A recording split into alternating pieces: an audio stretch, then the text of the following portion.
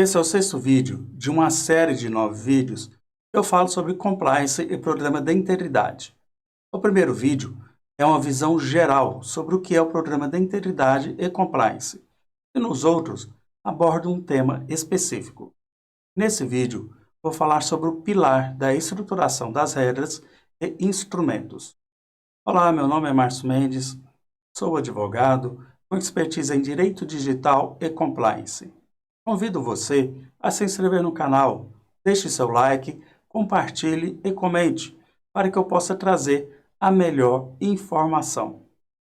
O pilar da estruturação das regras e instrumentos é subdividido em outros pilares, que são políticas e procedimentos para mitigar os riscos, padrões de ética e regras de conduta, due diligence, controles internos, investigações internas, detecção de ilícitos, ações de remediação, medidas disciplinares, recrutamento e seleção.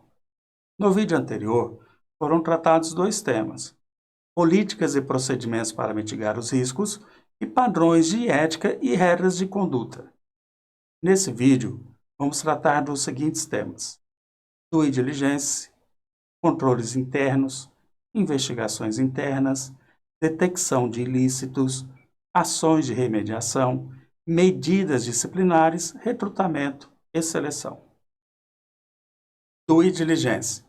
As empresas que realizam negócios por meio de parceiros, representantes ou revendedores devem adotar um robusto processo de due diligence ou avaliação prévia à contratação, para entender de forma abrangente a estrutura societária e situação financeira do terceiro, bem como levantar o histórico dos potenciais agentes e outros parceiros comerciais, de forma a verificar se estes têm histórico de práticas comerciais antiéticas ou que, de outra forma, poderá expor a empresa a um negócio inaceitável ou que envolva riscos legais. O processo de due diligence deve ser baseado no risco. Nem todos os terceiros exigem o mesmo nível de due diligence. Ao assumir uma abordagem baseada no risco, as empresas classificam seus terceiros com base em fatores como indústria, país, tamanho e natureza da transação, para definir o tipo de análise a ser realizada, dependendo de onde um terceiro recai sobre o espectro do risco. Dentro de uma transação específica, uma empresa pode refinar ainda mais suas necessidades de due diligence, dependendo das questões de risco específicas que surgem. A due diligence deve fazer sentido. O raciocínio por trás do processo de terceiros de uma empresa deve passar por uma análise para garantir que ela faça sentido não somente do ponto de vista de compliance, mas também para aqueles encarregados em implementá-lo. Se o processo de due diligence for mais complexo do que o necessário, haverá dificuldades em executá-lo. A due diligence deve ser registrada. As empresas vão querer ser capazes de demonstrar suas etapas anos após a análise de um terceiro. Para fazer isso, elas devem manter registros das etapas realizadas e das informações obtidas. Elas devem manter registros não apenas dos terceiros que contrataram, mas também daqueles que decidiram não contratar. Isso permite que as empresas demonstrem que seus programas estão funcionando. 2. Controles internos. Os controles internos são mecanismos geralmente formalizados por escrito nas políticas e procedimentos da empresa, que além de minimizar riscos operacionais e de compliance, asseguram que os livros e registros contábeis e financeiros reflitam completa e precisamente os negócios e operações da empresa. Entre outras coisas, os controles internos estabelecem as regras para revisão e aprovação de atividades, especialmente aquelas ligadas a compromissos contratuais e despesas, existência das atividades, para evitar pagamentos por serviços não prestados, por exemplo. Documentação, suporte, processamento e registro das transações. 3. Investigações internas.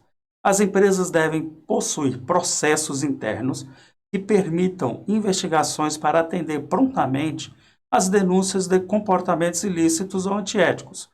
Tais processos devem garantir que os fatos sejam verificados, responsabilidades identificadas, e, em sendo necessário, definir as sanções, medidas disciplinares, por exemplo, e ações corretivas mais apropriadas e consistentes a serem aplicadas, não importando o nível do agente, se é um gerente ou o funcionário que as causou. Uma investigação é um exercício de averiguação de fatos. Investigações devem determinar de forma plena e com credibilidade o que aconteceu em relação ao problema, se de fato houve uma conduta imprópria ou não, quais foram as circunstâncias que estavam envolvidas, e se é uma violação de lei ou políticas internas que ocorreu. Uma investigação eficaz protege os interesses da companhia e de seus acionistas por meio de prevenção e detecção de má conduta, ter uma razoável garantia de que as atividades da companhia estejam de acordo com as leis e regulamentações aplicáveis, e também identificando áreas de melhoria e operações internas. E também demonstra o compromisso da empresa com fazer o que é correto e punir aqueles que não compartilham dos mesmos valores éticos que ela. A empresa pode ainda prever a realização de investigações independentes, com a intenção de garantir a credibilidade e imparcialidade das informações obtidas. Além disso, o escopo das investigações deve ser condizente com a possível extensão das irregularidades.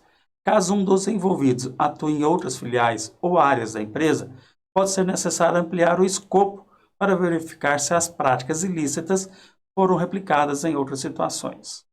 Quarto, detecção de ilícitos. A empresa pode tomar ciência da ocorrência de atos lesivos de várias formas. Por exemplo, denúncias, resultados de monitoramento do programa, controle interno, investigações internas, constatações em auditorias. 5. Ações de remediação.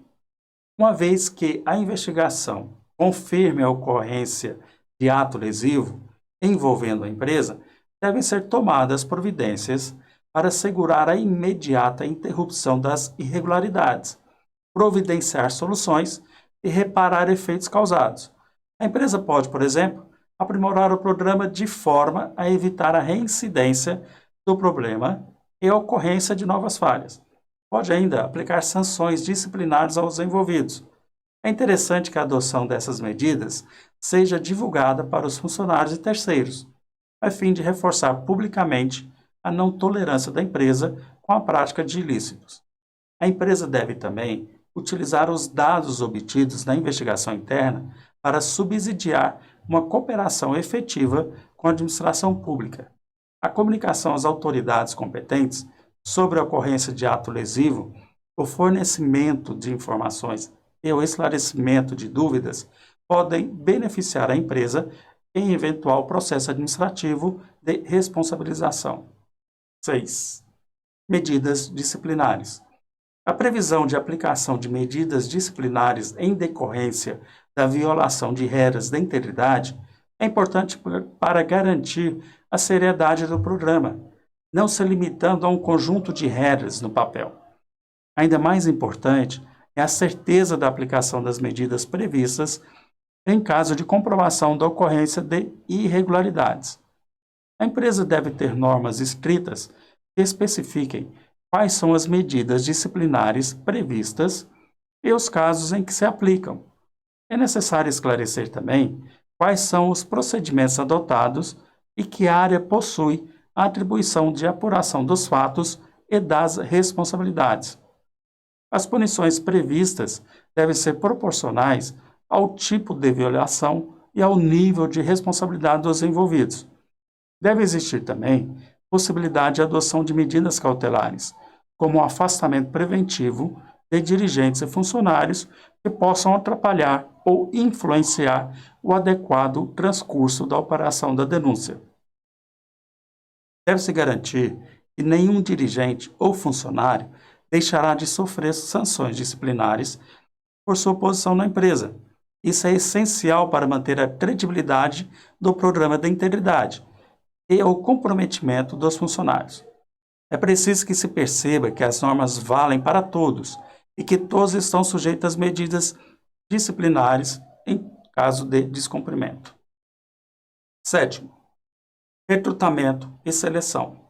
O processo de recrutamento e seleção de recursos humanos deve cumprir os princípios de não discriminação, imparcialidade, inclusão, diversidade e julgamento independente, visando garantir os resultados da decisão final na seleção dos indivíduos mais qualificados para o cargo em questão, e incluindo uma oferta competitiva no mercado de referência, garantindo acesso às oportunidades de trabalho. Segundo Werner Myers, vice-presidente de estratégia de inclusão da Netflix, diversidade é ser convidado para a festa. Inclusão é ser chamado para dançar. Para saber mais sobre o programa de integridade e compliance, convido você para ver os outros vídeos da série. Grato por assistir e nos vemos nos próximos episódios. Um forte abraço e até mais.